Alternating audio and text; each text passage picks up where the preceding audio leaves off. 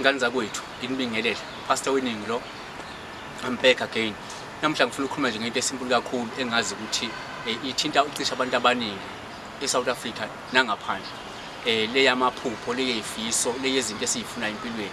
Abantu bayaphupha, abantu bayafisa, banezifiso, abantu banezinto abayifunayo, abantu banenhlisekelo yokwenza izinto ezinkulu. Kodwa kunzima ukufinyelela lapho.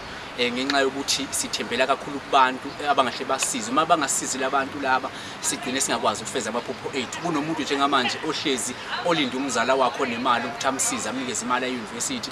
Kunomuntu njengamanje olinde mhlawumbe ubhuti wakho omdala onemali ukuthi amsize aqale ibhizinisi.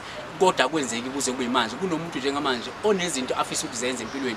Kodwa uthembe ukuthi mhlawumbe kuze kuqhamuke mhlawumbe anti othile onemali amsize. Kunomuntu njengamanje uthembe ukuthi ayi ngizwa kwamasipala bangisize, ngiyazama bangisize. Kodwa ngifuna ukusho namhlanje ukuthi kubambe izingelayo. Uma unephupho, uma unezifiso, uma unezinto ozifunayo empilweni, kubambe izingelayo. Ufuna ukwazi ukuthi kubambe izingelayo. Okusho ukuthi ngamanye amazwi ungakasukumi wenza imizamo wena ngokwakho ujuluke njengoba uswethe kuzoba nzima ukuthi ufinyelele ekutheni ufeze lezo fiso namaphupho akho akwazi ukufezeka. So njengamanje uma ngithi bambe izingelayo ngisukuthi awusukumi uzame wenze eminye imizamo le kade uyenza imizamo. Uma ingazange ikusebenzele awuzame eminye imizamo.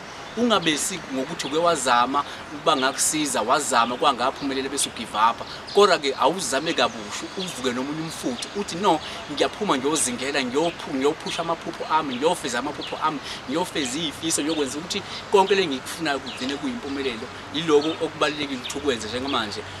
Ungaqala kancane kwesinye isikhathi amaphupho ethu makhulu kodwa kubuze amaphupho ethu amakhulu sikwazi ukwafeza. Kodwa ukuthi siqale kancane kwesinye isikhathi uma ngenzeka ibhizinisi lelo ufuna ukuqala uyabona ukuthi lizodinga imali enkulu, then qala bheke elinye elingcono ngaliqala elincane lizokwazi ukunikeze imali, then ukwazi ukubuild iprofile yakho as a businessman or as an entrepreneur kuzogcine kulungile. Then uzokwazi ukuthatha that money egenerate le business encane ukwazi uinvest ngapha. From there kuzobalula ukuthi ke nawe you can then ukwazi abanye ama-investors or ama-funders, potential funders ukuthi bezongena bezokuxhasa kwebhizinisi lakho njengamanje. Kanti kwesinye isikhathi angisho mhlawumbe ngenzeka umuntu ofuna umshado, umuntu ofuna inini obuyimisela ukuthi ungene ku-relationship usuzamile akuzange kulunge, but still position yourself ngendlela right.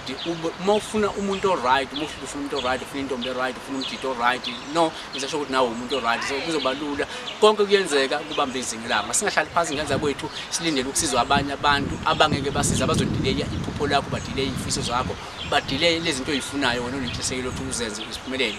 Khumbula ukuthi akona wonke umuntu ofisela izinto ezinhle. The more ubeka izinto ezinhle kubantu, the more ubanikeza uvalo, babe novalo bethuka ukuthi hey uza namaphupho amakhulu and uma unga-achieve uzoba more than bona. So they will never assist you or help you ufeze iphupho elizodlula bona. So yenza sure ukuthi usukumela wena ukuba wena ophakamayo lo bambe izingelayo. Thank you.